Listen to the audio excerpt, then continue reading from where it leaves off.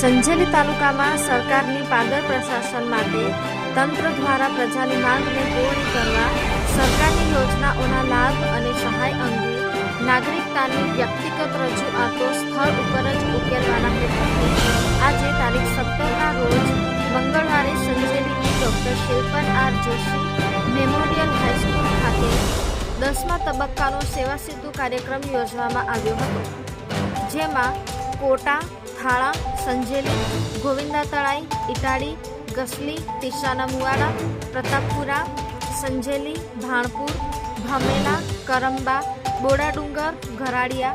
હિરોલા, કુંડા, ધમેણા, ઢાળસીમલ, ચાકીસના, ઝરોર, ધાવડી ફળિયા, બોડિયાભીત, નાના કળિયા, મોટા કાળિયા, મોલી, પતેલા, ડોકી ગામના લોકોને લાભ મળ્યો, જેમાં આવક,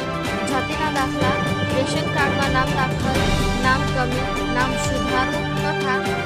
ઈ-કેવાયસીની કામગીરી, આધાર કાર્ડને લગતી તમામ કામગીરી, PMJમાં અરજી, મફત હેલ્થ ચેકઅપ, કૃષિ પંચાયત, પશુપાલન સમાજ કલ્યાણ અને આદિજાતિ વિકાસ વિભાગની યોજનાઓ, બસ કન્સેલર પાસ, ગંગા સ્વરૂપા, આર્થિક સહાય, નિરાધાર, વૃદ્ધ વય વંદના, સંકટ મોચન સહાય યોજના જેવા કામગીરી સ્થળ પર કરી આપવામાં આવી હતી.